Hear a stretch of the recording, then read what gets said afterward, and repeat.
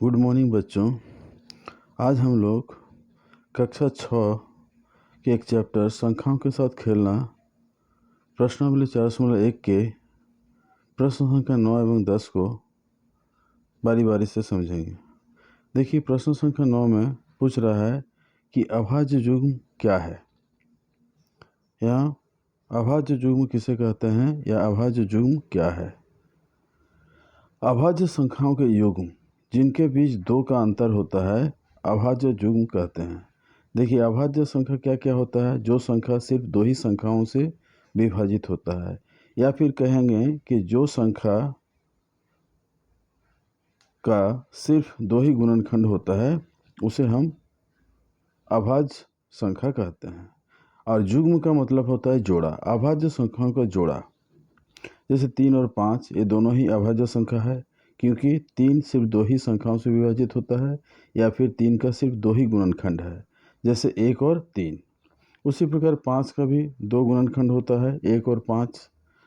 और ये दोनों अभाज्य संख्या होने के साथ साथ इन दोनों के बीच अंतर क्या है? 2 का अंतर है, यानी 5 घटाओ 3 करेंगे तो 2 आएगा।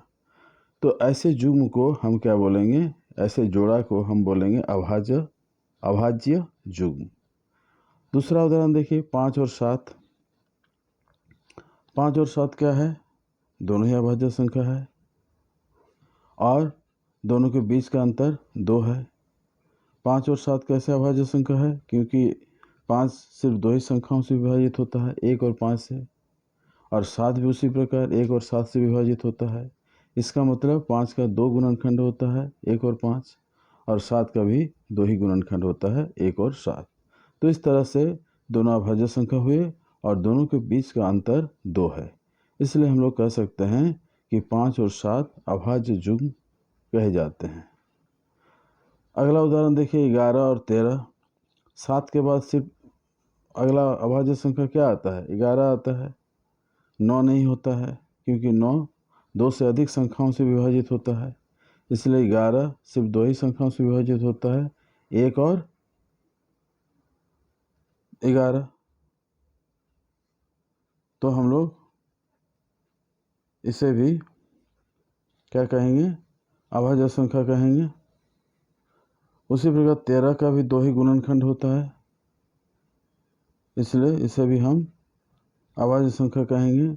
और ये दोनों के बीच का अंतर 2 है, इसलिए हम लोग बोल सकते हैं कि ये दोनों ही संख्याएं अभाज्य युग्म है। समझ में आ रहा है? अब हम लोग अगला प्रश्न देखते हैं। ये बात हम लोग समझ गए। अब हम लोग अगला क्वेश्चन नंबर 10 को देखते हैं। भाज्य संख्या क्या है?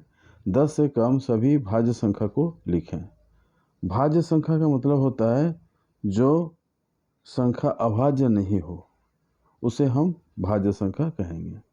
अभाज्य नहीं हो का क्या मतलब हुआ? जिसका 2 से अधिक गुणनखंड हो, या फिर कहेंगे कि जो संख्या 2 से अधिक संख्याओं से विभाजित होता है उसे हम भाज्य संख्या कहेंगे। परिभाषा लिखा हुआ है, आप लोग देख सकते हैं कि जो संख्या या वह संख्या जो एक एवं स्वयं के अलावा किसी तीसरी संख्या से विभाजित हो।